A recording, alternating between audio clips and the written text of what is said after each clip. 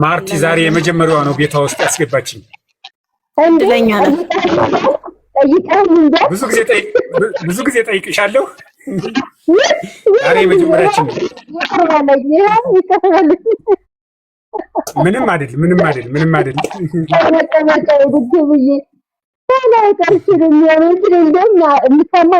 በማስገባት አይ ምናልባት አልመችሽ ብሎ ሊሆን ይችላል። አላየሽውም መሰለኝ። አላየሁትም። ብዙ ጊዜ እንደ ስራ ቦታ ላይ ከሆንኩኝ በቪዲዮ አልገባም፣ ቁጭ አልልም። በርኮን አድርጌ ኖርማሊ በፒክቸር ነው የምገባውና ሜሴጆች የሚመጡትን አላይም። ለዛ ነው። አይ ትክክል ነሽ። አይ ይገባኛል። እረዳለሁ። ምናልባት አንዳንዴ ደግሞ እስክርቢቶች ትንሽ ያልተጠኑ እስክርቢቶች ታሉ እነሱን ደሰስ ማድረግ ስለሚኖር አይ እውነት ነው። ግን ሳናነባ አንገባም። ምን ነው አንተ? አይ አንዳንዴ እንኳን ሙሉ በሙሉ ተጃችን ላይ እንኳን እናጠፋ። አይ አውቄ ነው። ኧረ በጣም በተለያየ አጋጣሚ ደግሞ ወደውም ስለሆነ ስክሪፕት የሚደርስ አማራጭ አንዳንድ ጊዜ ፍሮንት ትደራረጋለች ምናምን። ይሄ ያለ ነው።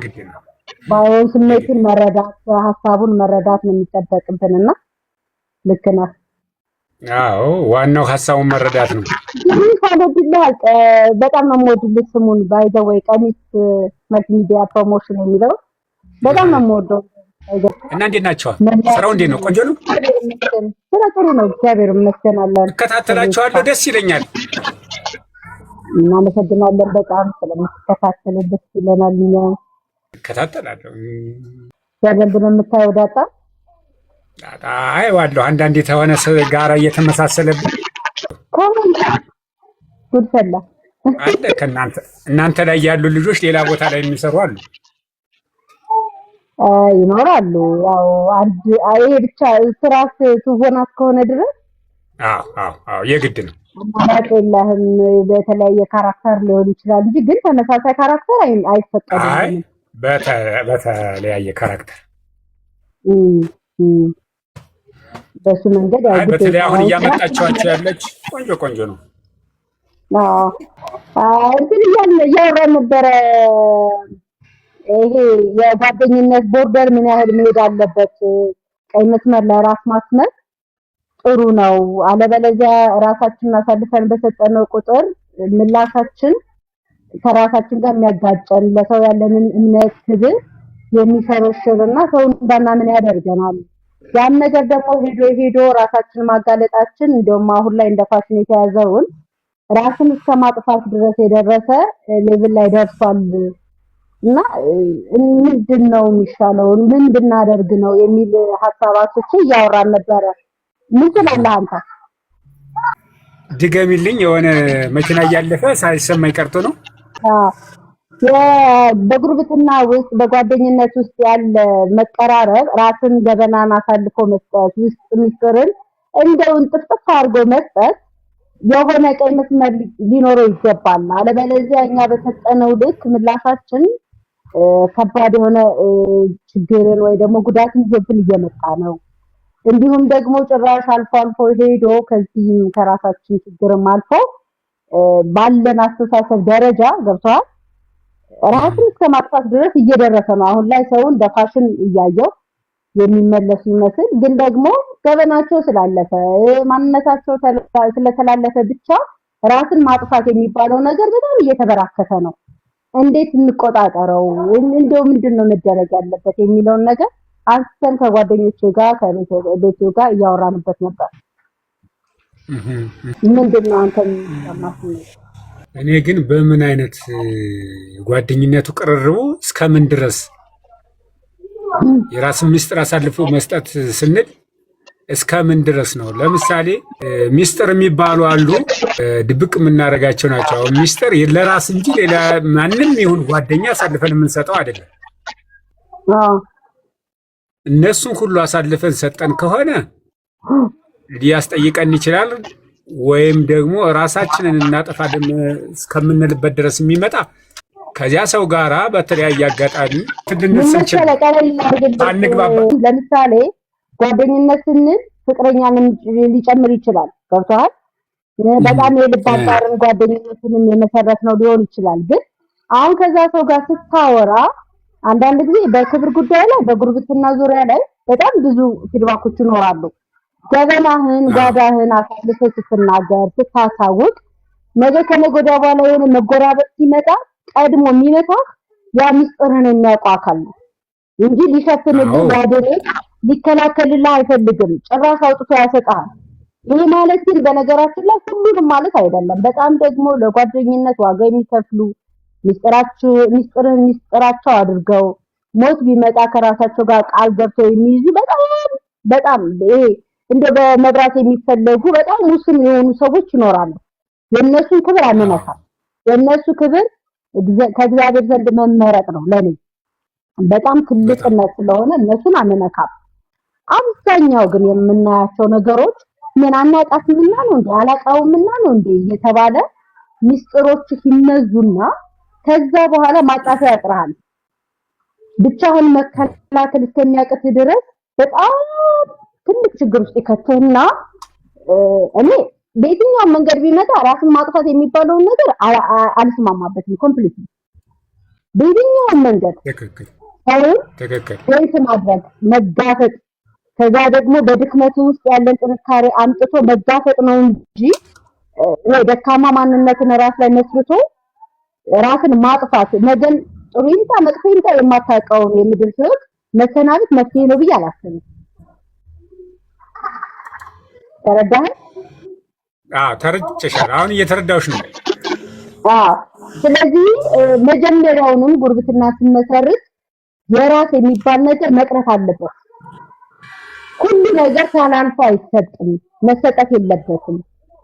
ትክክል ነሽ። አሁን እኔ የምሱን ነው ቅድም እያልኩሽ የነበረ ጀምሮ የነበረ ሚስጥር የሚባሉ ነገሮቹ አሁን የአደባባይ ሚስጥር እየሆኑ ስለመጡ ነው። ሚስጥር የሚባሉ ነገሮች ለራስ ብቻ የሚሆኑ ናቸው። እነሱን አሳልፈን መስጠት የለብንም። ሚስጥሮችን አሳልፈን መስጠት የለብንም። ስለዚህ ሚስጥሮችን አሳልፈን ታልሰጠነ ያጓደኛ እነዚያ ሚስጥሮች ያውቁ። እነዚህ ግን የአደባባይ ሚስጥር የምንላቸው ለጓደኞቻችን የምንነግራቸው ናቸው።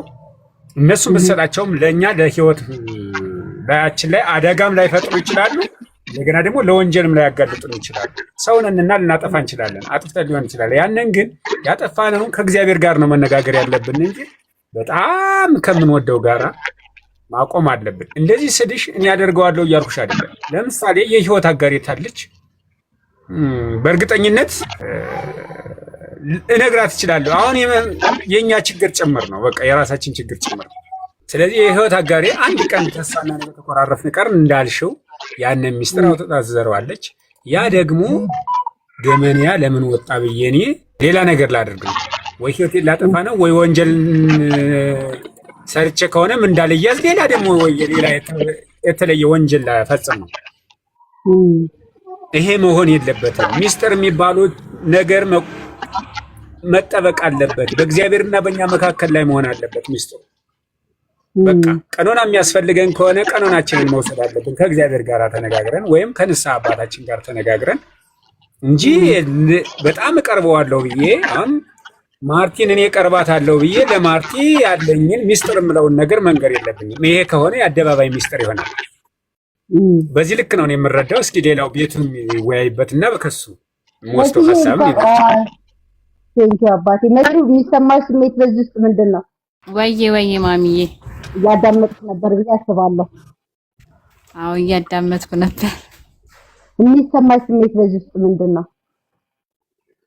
እሺ እኔን የሚሰማኝ ስሜት ይሄ የሁላችንም ችግር ነው። አንዳንዴ ጓደኝነት ሲባል የምናስቀምጣቸው ድንበሮች ሊኖሩ እየቻሉ ያንን ድንበር አናቀውም።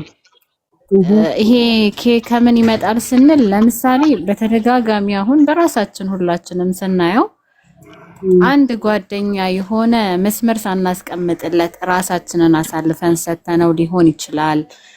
የራሳችን መነገር ያሌለባቸውን ነገራቶች ነግረነው አወያይተነው ሊሆን ይችላል። ያንን ነገር የሆነ ታይም ላይ ከሌላ ሰው ስንሰማው ኦር ደግሞ ያ ነገር ወጥቶ ወይም ደግሞ ስንጣላ አብዛኛውም ጊዜ ይሄ ነገር ጎልቶ የሚታየው ሴቶች ላይ ነው፣ እኛ ሴቶች ላይ ነው። በዚህ ጉዳይ ብዙም ወንዶችን እንትን አላረግም። ምክንያቱም እኛ ሴቶች ጋር አለ ላይክ የሆነ ነገራችንን አሳልፈን ሰተን ተወያይተን ተነጋግረን ተነስተን የሆነ ሰዓት ላይ ስንኮራረፍ ደግሞ እሷ እንዲህ ናት ብለን ለሌላ ወገን አሳልፈን የምንናገረው ነገር አለ። ስለዚህ ያ ነገር አንዴ ሲደርስብን የኛ ስተት የሆነው ነገር አንዴ የወደቅንበትን መንገድ አንዴ ተሰብረን ያየንበትን መንገድ ደጋግመን ማመንና ደጋግመን ያንን ነገር ስተት መሆኑን እያወቅን መስራታችን ነው። ለዚህ ላልባሌ ነገራቶች ቶሎ ተስፋ መቁረጥ ያው እንግዲህ ራሳችንን የሆነ ነገር ለማድረግ ስናስብ አጋዣችን ሰይጣን ነው። ያንን ነገር አክሰፕት አድርገን ወደ ራሳችን ወስደን ያ መንገድ እንድንጓዝ የሚያደርገን የነበረችውን ትንሿን ክፍተት ስተታችንን እዚህ ጋር ማቆም አለብን ብለን ቁርጠኝነት የሚባል ነገር ውስጣችን ስላሌለ ነው።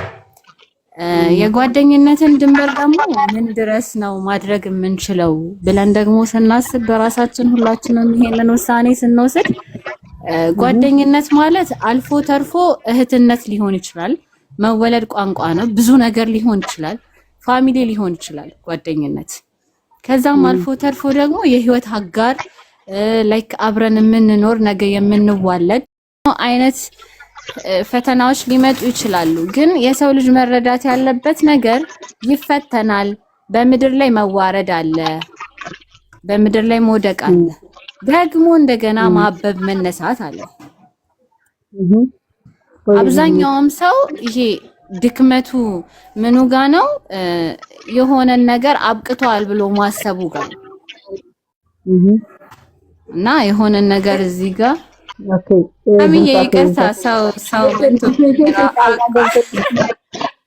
ገባይ አቋረጥኳችሁ። አይ እሺ መለሳለሁ ማሚዬ፣ እስከዛ ድረስ አውሩኝ። አለ መሲ ምንድነው ገብተሽ ሚት ያደረግሽው ዛሬ? ስራ ላይ ሆነሽ ነው እናቴ?